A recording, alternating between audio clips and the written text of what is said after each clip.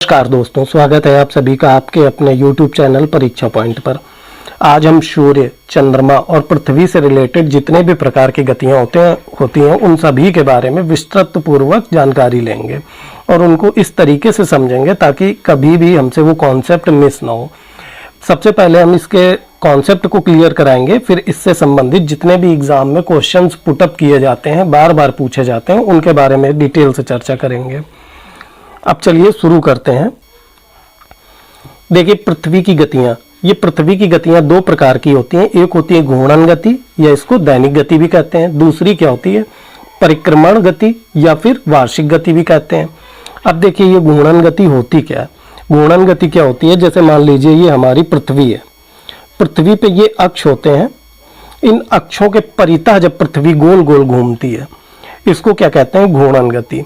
जैसे आप इस तरह से समझ सकते हैं, अगर हम अपनी एक उंगली पर किसी भी फुटबॉल को नचाते हैं तो उस तरह से जो गति होती है वो कहलाती है घूर्णन गति। वहीं पर अगर हम परिक्रमण गति की बात करें, परिक्रमण गति क्या होती है? जैसे ये मान लीजिए सूर्य है, सूर्य के चारों ओर हमारी ये पृथ्वी इस तरीके से घूमते हुए सूर्य का पूरा चक्कर कंप्लीट करती है। इसको क्या बोलते हैं? इसको बोलते हैं परिक्रमण गति। अब देखिए, ये दोनों कॉन्सेप्ट आपको क्लियर हो गए होंगे। अब होता क्या है? अब मान लीजिए जैसे ये घूर्णन गति है, घूर्णन गति में जो पृथ्वी है ये अपने अक्ष के परितः घूमती है। अब मान लीजिए जैसे यहाँ पर ये एक सूर्य है, ये क्या है? सूर्य है। अब ये सूर्य क्या करता है? अब जिस इसके इस भाग पर, पृथ्वी के इस भाग पर सूर्य की किरणें तो बराबर पड़ रही हैं, इसलिए यहाँ पे क्या होगा? दिन होता है। और जब यही ग्लोब पूरा घूम करके ये वाला पार्ट इस साइड आ जाता है, इस साइड आ जाता है, तो क्या होता है? अब यहाँ पर क्या हो जाता है? इस साइड जब ये पार्ट आ जाता है तो यहाँ पर हो जाता है दिन, और दूसरे पार्ट में क्या हो जाती है? रात। और जब ये वाला पार्ट सूर्य के पास होता है तो यहाँ पर क्या होता है? दिन, और इसके विपरीत क्या हो जाएगी? रात। यानी दिन और रात का होना हमारी घूर्णन गति के कारण ही होता है, इसलिए इसे दैनिक गति भी कहते हैं। अब देखिए, परिक्रमण या वार्षिक गति किसे कहते हैं? अब जब ये पृथ्वी है जो सूर्य के चारों ओर चक्कर लगाते हुए जाती है, तो कभी क्या करती है? ये सूर्य के काफी नजदीक पहुंच जाती है और कभी सूर्य से काफी दूर पहुंच जाती है। और ये पूरा चक्कर लगाते हुए जिस समय ये पूरा कंप्लीट कर लेती है तो वहां से क्या होता है? एक वर्ष पूरा कंप्लीट हो जाता है, इसलिए इसे हम लोग क्या कहते हैं? वार्षिक गति भी कहते हैं। तो ये दोनों प्रकार की गतियां आपको समझ में अच्छी तरह से आ गई होंगी। अब चलते हैं इन गतियों से रिलेटेड जो फैक्ट बनते हैं उन फैक्टों के बारे में देखते हैं। जैसे देखिए, घूर्णन गति या दैनिक गति से जो रिलेटेड फैक्ट है, पृथ्वी अपनी अक्ष पर पश्चिम से पूर्व दिशा में घूर्णन करती है। अब देखिए, पश्चिम से पूर्व दिशा में घूर्णन करती है। जैसे मान लीजिए ये हमारी पृथ्वी है, इसमें क्या है? ये पश्चिम से पूर्व दिशा में घूर्णन करेगी इस तरीके से। ये पृथ्वी हो गई, ये इसका अक्ष हो गया। ये घूर्णन किस तरह से करेगी? इस तरह से। क्लियर हो गया? अब देखिए, पृथ्वी अपने अक्ष पर 23 घंटे 56 मिनट के एक चक्कर पूरा करती है। अब ये जो पूरा एक चक्कर कंप्लीट होता है ये कितने समय में होता है? 23 घंटे और 56 मिनट में।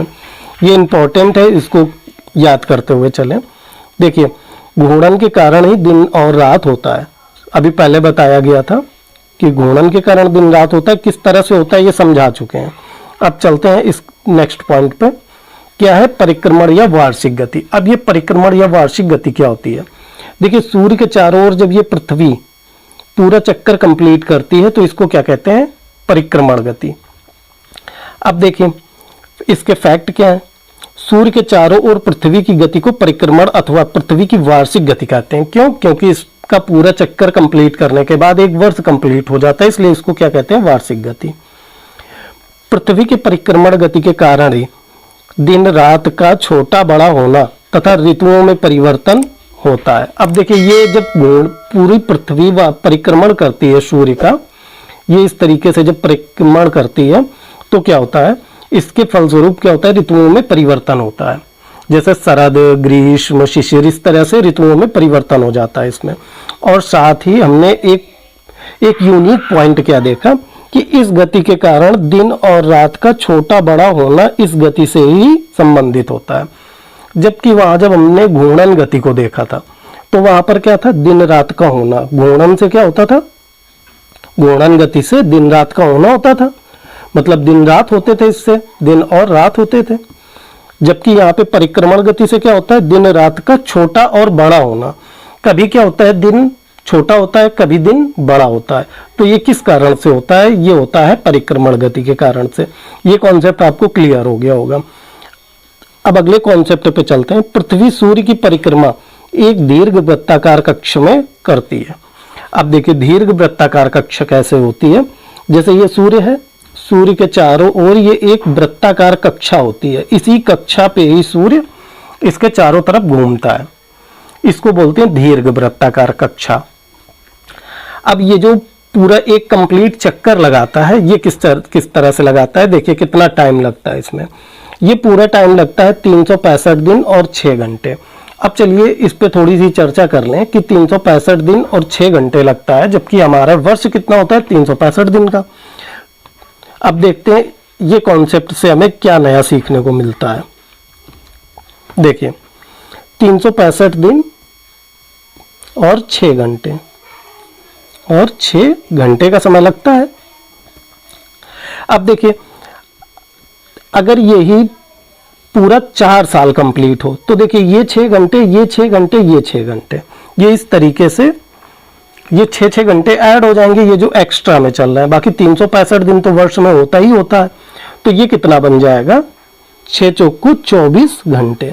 24 घंटे का मतलब क्या हो गया, पूरा एक दिन।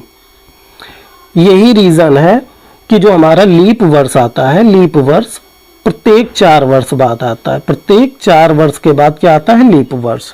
क्योंकि ये 4 वर्ष में ही ये 6 घंटे मिलकर के 24 घंटे बन जाते हैं। और इस 24 घंटे को एडजस्ट करने के लिए जो फरवरी होती है वो 28 की जगह कितने दिन की हो जाती है, 29 दिन की। फरवरी 28 की जगह 29 दिन की हो जाती है। और ये 4 वर्ष में के बाद फिर एक नई गति से स्टार्ट कर देती है। तो आपको समझ में आ गया होगा कॉन्सेप्ट कि लीप वर्ष किस तरह से होता है, और ये जो 6 घंटे अतिरिक्त लग रहे हैं इसको किस तरीके से हम लोग एडजस्ट करते हैं। अब देखिए कभी कभी एग्जाम में क्या आ जाता है कि पृथ्वी सूर्य का चक्कर कितने टाइम पे लगाती है, तो विकल्प में 365 दिन और 6 घंटे लिखा होता है, तब तो हम लोग देख लेते हैं, ठीक है। कभी कभी क्या लिख जाता है, 365 सही 1/4 दिन। इसका भी मतलब क्या होता है, यही होता है। क्लियर हो गया। चलते हैं अगले कॉन्सेप्ट की तरफ। अब देखिए पृथ्वी अपनी कक्षा में सूर्य की परिक्रमा करते हुए 4 जुलाई को सूर्य से दूर चली जाती है। अब देखिए 4 जुलाई का जो टाइम होता है, जैसे ये देखिए ये हमारी पृथ्वी है, ये पृथ्वी है और ये इस तरीके से इसमें परिक्रमा कर रही है। और ये होता क्या है, जब ये परिक्रमा करते हुए 4 जुलाई को आती है, 4 जुलाई को पृथ्वी की इस स्थिति को हम लोग क्या कहते हैं, इस स्थिति को कहते हैं अपसौर की घटना। अब ये अपसौर क्या होता है, अपसौर होता है, एक होता है अपसौर, देखिए क्या होता है अपसौर, और एक होता है उपसौर।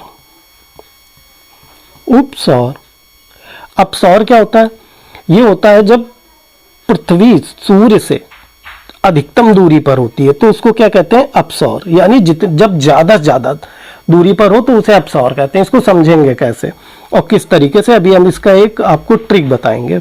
अब देखिए ये क्या है, उपसौर। उपसौर में क्या होता है, जब पृथ्वी सूर्य के सबसे कम दूरी पर होती है, और अपसौर में सबसे अधिक होती है। जैसे पृथ्वी जब यहां पर थी तो ये घटना 4 जुलाई वाली क्या कहलाती है, ये कहलाती है हमारी अपसौर की घटना। क्योंकि इस समय पृथ्वी जो होती है सूर्य से 152 मिलियन किलोमीटर की दूरी पर होती है। 152 मिलियन किलोमीटर की दूरी पर होती है। वहीं अगर हम बात करें उपसौर की, तो उपसौर कब होता है, ये होता है 3 जनवरी को, 3 जनवरी को। और इस टाइम पर पृथ्वी सूर्य से कितने किलोमीटर की दूरी पर होती है, 147 मिलियन किलोमीटर की दूरी पर पृथ्वी होती है। अब देखिए इसको समझेंगे कैसे। अधिकतर एग्जाम में अपसौर और उपसौर में कंफ्यूजन हो जाता है। देखिए अप का मतलब क्या होता है, ऊपर, ऊपर का मतलब क्या हो गया, बड़ा, यानी जब सूर्य पृथ्वी से अधिक दूरी पर होगा, बड़ी दूरी पर होगा, तब हमारा क्या होगा, अपसौर। और जब सूर्य पृथ्वी से कम दूरी पर होगा, सबसे न्यूनतम दूरी पर होगा, तो वहां पर क्या होगा, उपसौर। ये क्लियर हो गया। अब इसी को देखते हैं, इसमें क्या बताया गया कि ये घटना कब होती है, 4 जुलाई को अपसौर की घटना होती है। इसको याद रखेंगे। वही 3 जनवरी की अगर हम बात करें तो 3 जनवरी को हमारी क्या होती है, ये उपसौर की घटना होती है। कॉन्सेप्ट क्लियर हो गया। उपसौर क्या है, अपसौर क्या है। देखते हैं नेक्स्ट पॉइंट क्या कहता है। पृथ्वी के अपने अक्ष पर 23.5 अंश झुके होने के कारण पृथ्वी पर सभी जगह सूर्य का प्रकाश एक समान नहीं पड़ता है, इसलिए दिन और रात में भी समानता नहीं होती। अब देखिए पृथ्वी क्या है, जैसे मान लीजिए ये पृथ्वी है आपकी, और ये अक्ष पे इस तरीके से कितना झुकी हुई है, 23.5 अंश। कितना, 23.5 अंश। 23 सही, 1/2 बोल दें, या 23.5 अंश इतना झुकी है। अब इस झुके होने के कारण, अब जैसे ये सूर्य है तो सूर्य का प्रकाश इधर पड़ रहा है, लेकिन कुछ ऐसा भाग है जहां पर सूर्य का प्रकाश उस तीव्रता से नहीं पड़ पा रहा है जिस तीव्रता से इस भाग पर पड़ रहा है। तो होता क्या है, इसी कारण क्या होता है, दिन और रात में समानता नहीं पाई जाती है। कभी दिन छोटा हो जाता है, कभी रात बड़ी हो जाती है, इस तरीके से चलता रहता है। अब देखिए ये 23.5 अंश को भी अच्छे से समझ लेते हैं। जैसे हमारी ये पृथ्वी है, पृथ्वी पर ये हमारा अक्ष है। अब यहाँ पर ये जो हमारी भूमध्य रेखा गुजरती है, अगर हम उसकी बात करें, ठीक है, तो भूमध्य रेखा जब गुजरती है तो यहाँ से ये जो पॉइंट बनता है, ये हमारा बनता है 66.5 अंश। और यहीं से अगर हम देशांतर रेखा एक खींच देते हैं, क्या, देशांतर रेखा एक खींच देते हैं, तो देशांतर रेखा और ये अक्ष के बीच का जो कोण बनता है, ये बनता है 23.5 अंश। तो कभी कभी एग्जाम में 66.5 अंश की भी चर्चा कर ली जाती है, इसलिए आप लोग 66.5 को भी क्लियर रखेंगे। ठीक है, क्लियर हो गया 23.5 अंश और 66.5 अंश। अब देखिए क्या है, विषुवत रेखा पर वर्ष भर, विषुवत रेखा पर वर्ष भर सूर्य की किरणें लंबवत पड़ती हैं, जिससे यहाँ दिन एवं रात की लंबाई वर्ष भर समान रहती है। अब ये विषुवत रेखा क्या है, देखिए जैसे ये पृथ्वी है आपकी, इसमें क्या होता है, एक होता है भूमध्य रेखा, इसी को हम लोग क्या बोलते हैं, विषुवत रेखा। चलिए नए पन्ने में समझा देते हैं इसको। देखिए ये हमारी पृथ्वी है, पृथ्वी पे क्या होता है, भूमध्य रेखा, भूमध्य रेखा, इसी को हम लोग क्या बोल देते हैं, विषुवत रेखा, विषुवत रेखा, और इसी को बोल देते हैं 0 अंश अक्षांश। क्लियर हुआ, ये सभी नाम इस रेखा के हैं। अब इसके ऊपर क्या होती है, एक होती है कर्क रेखा और एक क्या होती है, मकर रेखा होती है। इसको अगर हम कर्क रेखा कह दें, ये कर्क रेखा और ये क्या है, मकर रेखा। अब होता क्या है कि जैसे यहां पर कहा गया है कि ये जो विषुवत रेखा पर वर्ष भर सूर्य की किरणें लंबवत पड़ती हैं। अब देखिए ये जो विषुवत रेखा है, इस पर सूर्य की किरणें वर्ष भर क्या पड़ती हैं, लंबवत पड़ती हैं, इस तरीके से लंबवत पड़ती हैं। तो इस वजह से यही रीजन है कि यहाँ पर दिन एवं रात की लंबाई वर्ष भर समान रहती है। क्लियर हो गया कॉन्सेप्ट। देखिए अगले कॉन्सेप्ट पे चलते हैं। अब इसको समझने के लिए पहले आप एक फिगर को अच्छी तरह से समझ लें, तब ये सारे कॉन्सेप्ट अच्छे से क्लियर हो जाएंगे। देखिए ये हमारा क्या है, सूर्य है, सूर्य के चारों ओर पृथ्वी परिक्रमा कर रही है सूर्य की, पश्चिम से पूर्व दिशा की ओर, ये इस तरीके से परिक्रमा करती हुई निकल रही है। अब देखिए जिस समय पृथ्वी इस स्थिति में होगी जब सूर्य की सीधी लंबवत किरणें हमारी किस रेखा पर पड़ रही होंगी? कर्क रेखा पर। उस समय को हम लोग क्या कहेंगे? उस समय को बोल देते हैं कर्क संक्रांति। कर्क संक्रांति। और ये कर्क संक्रांति होती कब है? 21 जून को कर्क संक्रांति होती है।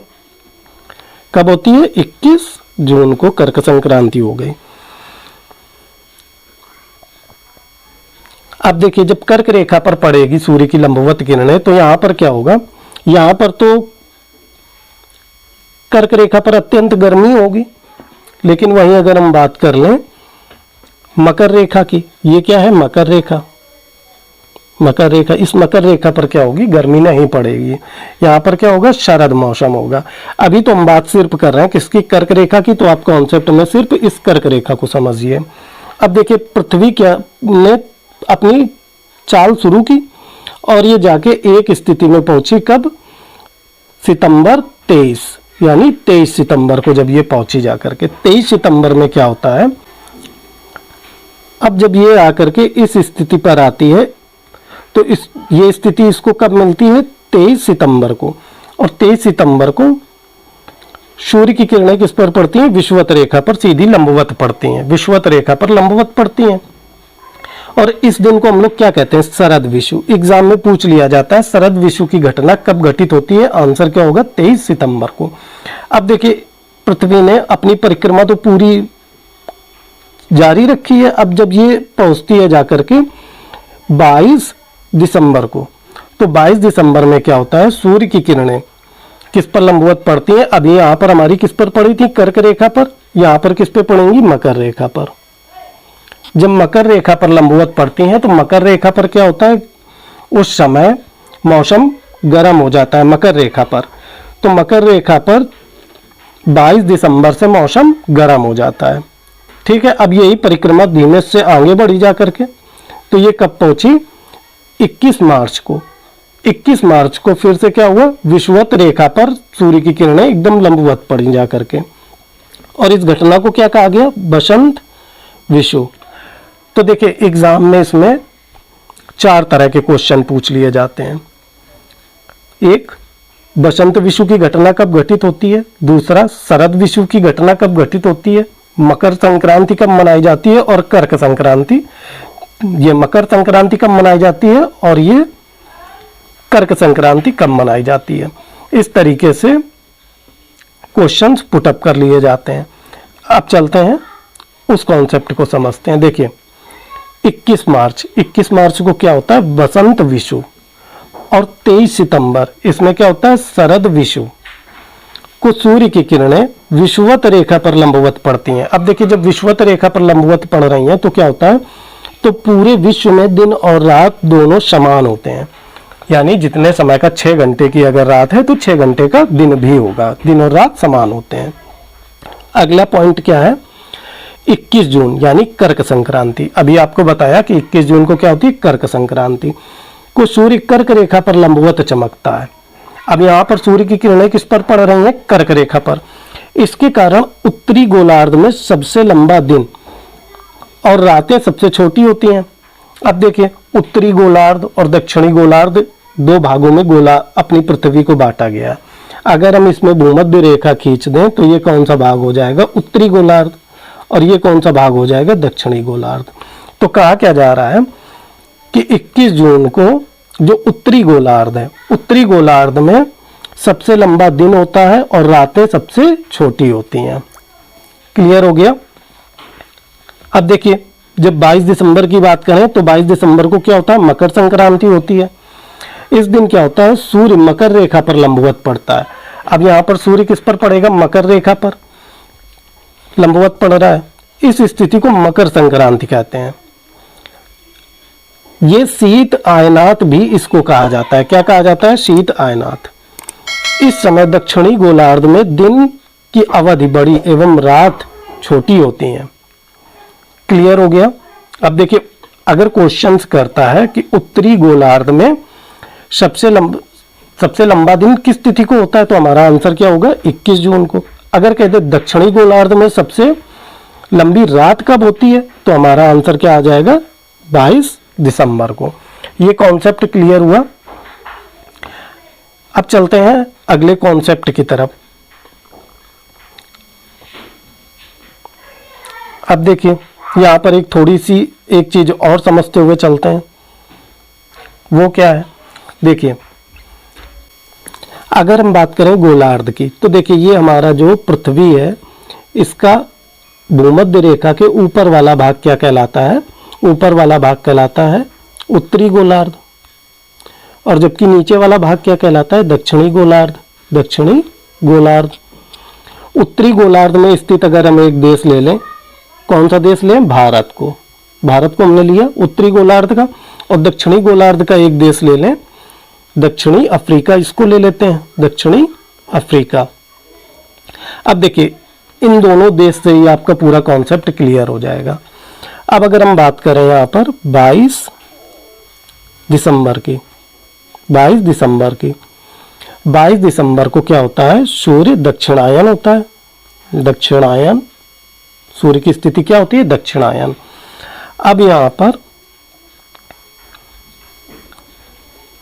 अगर हम दक्षिणी गोलार्ध की बात करें, दक्षिणी गोलार्ध की बात करें, और दक्षिणी गोलार्ध में बात हम कर लें किसकी, दक्षिण अफ्रीका की। दक्षिण अफ्रीका की। तो यहाँ पर क्योंकि सूर्य दक्षिणायन होगा, यानी दक्षिण दिशा में चमक रहा होगा, तो दक्षिण दिशा में पड़ने वाले देश में क्या होगी, गर्मी होगी, इसलिए यहाँ पर क्या होगी, गर्मी होगी। जबकि अगर हम यहाँ पर भारत की बात करें जो कि उत्तरी गोलार्ध में स्थित है, तो उत्तरी गोलार्ध में क्या होगी, सर्दी होगी। क्लियर हुई बात। अब देखिए 22 दिसंबर की बात क्लियर हो गई। अब बात करें 21 जून की। 21 जून में भी अगर हम यहाँ पे दक्षिण भाग में किसको ले रहे हैं, दक्षिण अफ्रीका को, और उत्तरी भाग में किसको ले रहे हैं, भारत को। उत्तरी भाग में भारत, और यहाँ पर क्या है, दक्षिणी अफ्रीका। और 21 जून को घटना कौन सी घटित होती है, सूर्य क्या होता है, उत्तरायण होता है। सूर्य क्या होता है, उत्तरायण। तो यहाँ पर क्या होगा कि सूर्य की किरण उत्तरी गोलार्ध पर लंबवत पड़ेंगी। तो उत्तरी गोलार्ध पर जब लंबवत पड़ेंगी तो उत्तरी गोलार्ध पर क्या हो जाएगा, गर्मी हो जाएगी। तो यहाँ पर भारत में क्या होगी, अधिक गर्मी पड़ेगी, और जबकि दक्षिण अफ्रीका में क्या पड़ेगी, सर्दी। अब ये 21 जून और 22 दिसंबर का कॉन्सेप्ट आपको अच्छे से क्लियर हो गया होगा। चलिए अब बात करते हैं किसकी, जब हमारा सूर्य, चंद्रमा और पृथ्वी। अब देखिए जैसे ये हो गया आपका सूर्य हो गया, इसके चारों ओर ये क्या घूम रही है, पृथ्वी, और पृथ्वी के चारों ओर क्या घूमता है, चंद्रमा। ठीक है। अब ये चंद्रमा क्या कर रहा है, पृथ्वी के चारों ओर घूम रहा है, जबकि पृथ्वी क्या कर रही है, सूर्य के चारों ओर घूम रही है। तो इस स्थिति में कौन सी घटनाएं घटित होती हैं, उनके विषय में जानकारी करते हैं। देखिए जब हमारा सूर्य, जो सूर्य होता है और पृथ्वी के बीच में कौन आ जाता है, चंद्रमा। सूर्य और पृथ्वी के बीच में चंद्रमा आ जाता है, तो उस घटना को क्या कहते हैं, सूर्य ग्रहण। एक तो क्वेश्चन यहां से डायरेक्टली पूछा जाता है, सूर्य ग्रहण की घटना कब होती है, तो जवाब क्या होता है, जब सूर्य और पृथ्वी के बीच में जब सूर्य और पृथ्वी के बीच में चंद्रमा आ जाए, तो उसको क्या, कौन सी घटना बोलते हैं, सूर्य ग्रहण। अब देखिए ये सूर्य ग्रहण में होता क्या है, अब जैसे ये सूर्य की किरणें सीधे आ रही हैं पृथ्वी की ओर, लेकिन चंद्रमा बीच में आ गया, तो चंद्रमा के आ जाने के कारण चंद्रमा की छाया पृथ्वी के किसी भाग पर पड़ने लगती है। तो यहाँ पर क्या होता है, पृथ्वी हालांकि है इस समय दिन ही, लेकिन क्या हुआ, यहाँ पर छाया पड़ नहीं पा रही है चंद्रमा सूर्य की, इसलिए यहाँ पर क्या होता है, अंधेरा हो जाता है। इस घटना को क्या कह देते हैं, सूर्य ग्रहण। वहीं अगर हम चंद्र ग्रहण की बात करें, तो चंद्र ग्रहण में क्या होता है, जो सूर्य होता है, सूर्य क्या करता है, सूर्य चंद्रमा और पृथ्वी के बिल्कुल मध्य में आ जाता है। तो उस स्थिति में क्या होता है, चंद्र ग्रहण। अब क्या होगा कि सूर्य से आने वाली किरणें सीधे पृथ्वी पर पड़ेंगी, और इस पृथ्वी की काली छाया इस पर जाकर के पड़ जाएगी, किस पे, चंद्रमा पर, और यहाँ पर क्या हो जाएगा, चंद्रमा पे बिल्कुल अंधेरा सा हो जाएगा। इस घटना को क्या बोल देते हैं, चंद्र ग्रहण। अब देखिए चंद्र ग्रहण और सूर्य ग्रहण एकदम कॉन्सेप्ट क्लियर हो गया। अगर पूछ लिया जाए कि सूर्य ग्रहण चंद्र ग्रहण में किसकी आकर्षण शक्ति अधिक होने के कारण सूर्य ग्रहण होता है, तो देखिए क्या होता है कि जो चंद्रमा है ये पृथ्वी के सबसे नजदीक कौन है? सबसे नजदीक तो चंद्रमा ही है, ना कि सूर्य। तो क्या कहेंगे कि चंद्रमा की अधिक आकर्षण शक्ति के कारण हमारी पृथ्वी पे क्या होता है? सूर्य ग्रहण होता है। हालांकि आकर्षण शक्ति सूर्य की भी लगती है, लेकिन अगर हम अधिक की बात करें तो किसकी बात करेंगे? चंद्रमा की। कॉन्सेप्ट क्लियर हो गया? चलते हैं अगले कॉन्सेप्ट की ओर। यहां से सारे कॉन्सेप्ट आपके समाप्त होते हैं। अब देखिए, पृथ्वी की गति से संबंधित महत्वपूर्ण प्रश्नों के बारे में हम चर्चा करेंगे। और अगर उससे पहले आपने हमारे YouTube चैनल को लाइक शेयर सब्सक्राइब ना किया हो तो प्लीज कर दें और बेल का आइकन जरूर दबाएं, ताकि जो लेटेस्ट वीडियो डाली जाए आपके पास सबसे पहले नोटिफिकेशन पहुंचे। अब देखिए, इतनी सब कुछ हमने देखा, सीखा, समझा। अगर आपको फिर भी कुछ डाउट है तो वीडियो को रिपीट करके देख लें। फिर भी अगर कुछ डाउट बचता है तो कमेंट सेक्शन पे जरूर बताएं, हमें उस डाउट को क्लियर किया जाएगा। अब जो इससे संबंधित प्रश्न बनते हैं जो डायरेक्ट एग्जाम में पूछ लिए जाते हैं, उनके बारे में देख लेते हैं, चर्चा कर लेते हैं। चलिए शुरू करते हैं। क्वेश्चन नंबर फर्स्ट देखिए, पृथ्वी पर दिन तथा रात्रि चक्र किसके कारण होता है? यानी दिन और रात्रि का बदलना। अभी हमने बताया था, क्या बताया था? जब पृथ्वी अपने अक्ष पर घूर्णन करती है, ये हो गई पृथ्वी। पृथ्वी जब अपने अक्ष पर घूर्णन करेगी तो क्या हो जाएगा? दिन और रात्रि चक्र पूरे होंगे। तो पृथ्वी का घूर्णन, विकल्प ए। अगला क्वेश्चन, पृथ्वी अपनी धुरी के चारों तरफ किस दिशा में घूमती है? तो किस दिशा में घूमती है? पश्चिम से पूर्व दिशा, विकल्प बी। अगला क्वेश्चन, अपने अक्ष पर पृथ्वी एक चक्कर कितने समय में पूरा करती है? तो एक चक्कर कितने समय में पूरा करेगी? 23 घंटे 56 मिनट और 4.9 सेकंड। ये इसका एग्जैक्ट आंसर होता है। लेकिन अगर ऑप्शन में कहीं पर, अब देखिए 23 घंटे 56 मिनट है, तो इसको हम लोग सीधे 24 घंटे भी कर देते हैं। अगर ये विकल्प ना होता तो हमारा आंसर क्या होता? 24 घंटे। अगर 24 घंटे इस तरह के ऑप्शन ना होते, लेकिन एग्जैक्ट आंसर इसका क्या हो जाएगा? 23 घंटे 56 मिनट और 4.9 सेकेंड। क्वेश्चन नंबर नेक्स्ट, पृथ्वी को सूर्य की परिक्रमा करने में लगते हैं लगभग कितना समय लगता है? जब ये जो पृथ्वी, ये जो सूर्य है, सूर्य की परिक्रमा जब ये पृथ्वी कंप्लीट करती है तो इसको कितना समय लगता है? सीधी सी बात है, 365 दिन आपको हमने बताया था। 365 सही 1/4, या फिर 365.25 भी बोल सकते हैं, या फिर 365 दिन और 6 घंटे। ठीक है, तो विकल्प क्या हो गया? ए सही हो गया।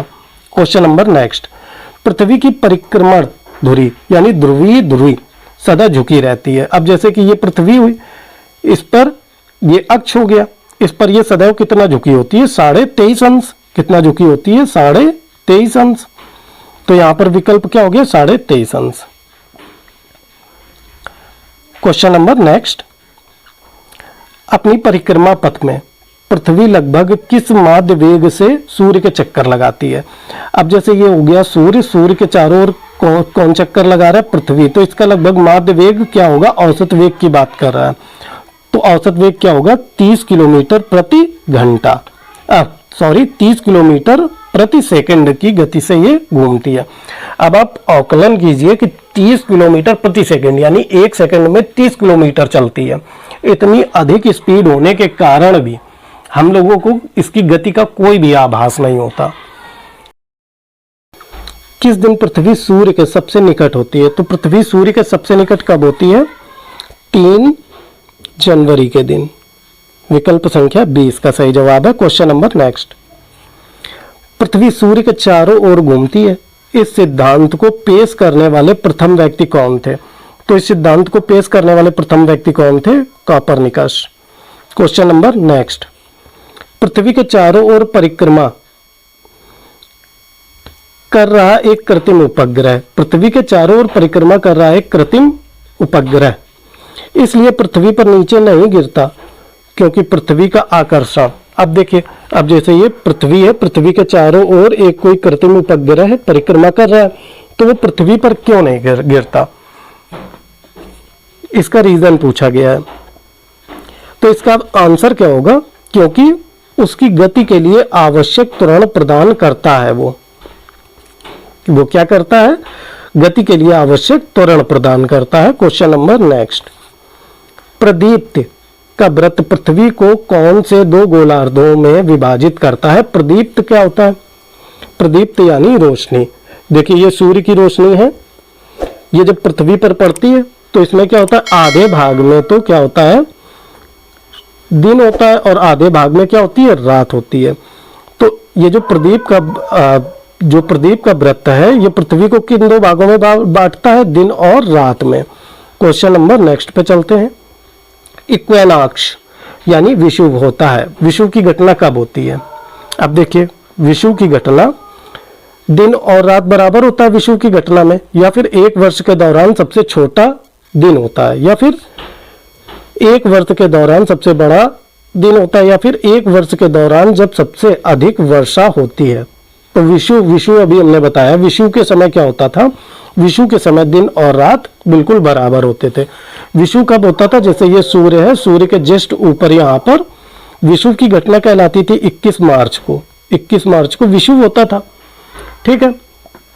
और यहाँ पर सबसे नीचे क्या होता था? 23 सितंबर को विषुव होता था, क्योंकि विषुवत रेखा पर सूर्य की किरणें लंबवत पड़ रही होती थी। ये इसको क्या बोलते थे? वसंत विषुव। और इसको क्या बोलते थे? इसको बोलते थे शरद विषुव। क्वेश्चन नंबर 13, दिन और रात जिस कारण होते हैं वह क्या कहलाता है? दिन और रात किस कारण होते हैं? देखिए, अब यहाँ पर पृथ्वी के अक्ष का झुकाव इसके कारण तो नहीं होता। 91 डिग्री पश्चिमी इसके कारण भी नहीं होता। अब कंफ्यूजन क्या है? परिक्रमण और परिभ्रमण और परिक्रमण, इन दोनों में कंफ्यूजन है, अधिकतर कंफ्यूजन होता है। अब देखिए इसको समझेंगे कैसे। जब हम लोग कहीं पर मंदिर जाते हैं तो क्या करते हैं? मंदिर में, जैसे मान लीजिए ये एक मंदिर है, मंदिर में हम लोग क्या करते हैं? परिक्रमा करते हैं, यानी मंदिर के चारों तरफ घूमते हैं, ठीक है। चारों तरफ घूमने का मतलब क्या हो गया? परिक्रमा। परिक्रमा से क्या बना? परिक्रमण। यानी कि ये क्या करता है? परिक्रमण क्या होता है? जब सूर्य के चारों ओर पृथ्वी घूमती है, सूर्य के चारों ओर पृथ्वी घूमती है तो उसको क्या बोलते हैं? परिक्रमण। लेकिन परिभ्रमण क्या होता है? जब पृथ्वी अपने अक्ष के परितः घूमती है तो उसको क्या बोलते हैं? परिभ्रमण। तो विकल्प क्या सही हो जाएगा? ए, भू परिभ्रमण। क्वेश्चन नंबर नेक्स्ट पे चलते हैं। दक्षिणी गोलार्ध में सबसे बड़ा दिन होता है। अब दक्षिणी गोलार्ध में सबसे बड़ा दिन कब होता है? देखिए इसमें क्या कहा जा रहा है? दक्षिणी गोलार्ध की बात कर रहा है। जैसे कि अभी बताया गया था कि ये सूर्य है, यहाँ से ये पृथ्वी इस तरीके से राउंड करती हुई आती है, तो जब इस पोजीशन पर पहुंचती है तो यहाँ पर क्या होता है? दक्षिणी गोलार्ध पर सीधे सूर्य की किरणें लंबवत पड़ती हैं। ये दिन कौन सा होता है? 22 दिसंबर। 22 दिसंबर। तो आंसर क्या हो जाएगा? ए, 22 दिसंबर को। क्वेश्चन नंबर 15, वर्ष का सबसे बड़ा दिन कौन से दिन होता है? अब देखिए यहां बात कर रहा है किसकी? वर्ष के सबसे बड़े दिन की।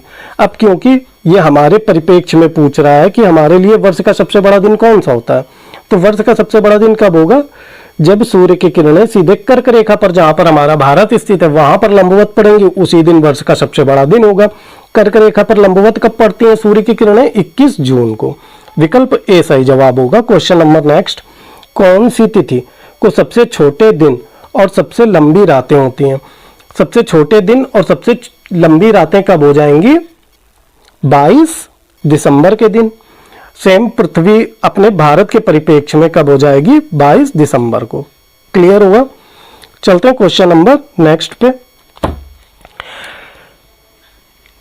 भारत निम्नलिखित में से किस गोलार्ध में स्थित है? अब देखिए गोलार्ध की बात कर रहा है कि भारत कहाँ स्थित है।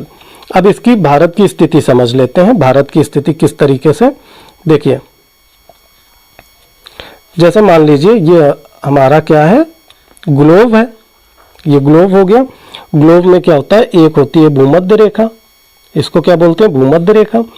एक होती है कर्क रेखा और एक क्या होती है? मकर रेखा। मकर रेखा। भारत की स्थिति क्या है? क्योंकि कर्क रेखा भारत से होकर के गुजरती है, यानी भारत की स्थिति कुछ इस जगह पर होगी।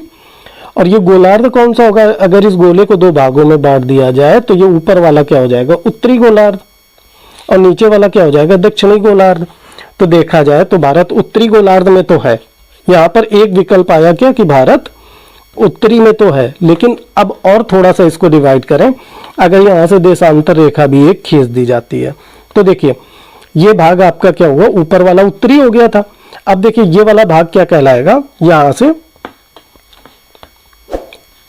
अगर इसके सापेक्ष देखेंगे तो ये क्या हो जाएगा, पूर्व दिशा पड़ेगी। ये यहां पर भारत ये हमारा स्थित है, ये पूर्व दिशा पड़ेगी। तो यहां पर क्या हो जाएगा, उत्तर और पूर्वी गोलार्ध में भारत स्थित है। क्वेश्चन नंबर नेक्स्ट, भारत में सबसे छोटा दिन कब होता है। अब देखिए भारत में सबसे छोटे दिन की बात कर रहा है, तो भारत में सबसे छोटा दिन कब होगा, 22 दिसंबर को। विकल्प 20 का सही जवाब है। क्वेश्चन नंबर नेक्स्ट, निम्नलिखित में से कौन सा लीप वर्ष या अधिवर्ष नहीं है। अब देखिए लीप वर्ष या अधिवर्ष की बात करें तो यहाँ पर जितने भी वर्ष दिए गए हैं ये किसमें दिए गए, शताब्दी में। जब भी कभी शताब्दी में वर्ष दिया हो, किसमें दिया हो, शताब्दी में, और उसको पूछा जाए कि यह लीप वर्ष या अधिवर्ष है कि नहीं, तो उसमें हमेशा 400 से भाग देते हैं। लेकिन अगर वही सिर्फ एक वर्ष दिया होता तब किससे भाग देते हैं, 4 से। ये कॉन्सेप्ट आप क्लियर रखना। अब देखिए ये जो शताब्दी की बात कर रहा है, क्योंकि ये पूरे एकदम 100 के एवरेज में चल रहा है, इसलिए इसको शताब्दी बोलेंगे। अब 400 से जब हम इसमें भाग देंगे तो यहाँ से किसमें भाग चला जाएगा, देखिए 1 जीरो से ये 2 जीरो से ये 2 जीरो कट गया, और 4 पंचे 20, यानी ये पूरा पूरा कट रहा है। इसका मतलब क्या है, विकल्प संख्या डी इसका सही जवाब है। क्वेश्चन नंबर नेक्स्ट पे, निम्नलिखित में से किस क्षेत्र में मध्यरात्रि सूर्य को देखा जाता है, किस क्षेत्र में देखा जाता है मध्यरात्रि सूर्य को, तो क्या विकल्प सही होगा, आर्कटिक और अंटार्कटिक क्षेत्रों में। विकल्प संख्या सी। क्वेश्चन नंबर नेक्स्ट पे चलते हैं, सूर्य ग्रहण के समय निम्नलिखित में से कौन मध्य में होता है। अब देखिए सूर्य ग्रहण की बात कर रहा है, अब जैसे ये सूर्य हुआ, ये आपका क्या हो गया, सूर्य। अब सूर्य ग्रहण में मध्य में कौन होगा, मध्य में हो गया यहाँ पर ये क्या है, चंद्रमा, और यहाँ पर क्या है, अपनी पृथ्वी, यहाँ पर क्या है, पृथ्वी। तो मध्य में कौन होगा, चंद्रमा। विकल्प संख्या 20 का सही जवाब है। क्वेश्चन नंबर नेक्स्ट पे चलते हैं, और ये हुए सभी लगभग क्वेश्चंस जो एग्जाम में बार बार पूछे जाते हैं। उम्मीद है कि आपको इसका कॉन्सेप्ट और साथ में ये बहुविकल्पी जितने भी प्रश्न हमने बताए हैं सब आपको बहुत अच्छे से आए होंगे। और अभी तक अगर आपने हमारे YouTube चैनल को लाइक शेयर सब्सक्राइब ना किया हो तो प्लीज कर दें, बेल का आइकन जरूर दबाएं, और तथा हमको ये भी बताएं कि अब आप नेक्स्ट चैप्टर कौन सा पढ़ना चाहते हैं। और इसी के साथ क्लास को समाप्त करते हुए धन्यवाद।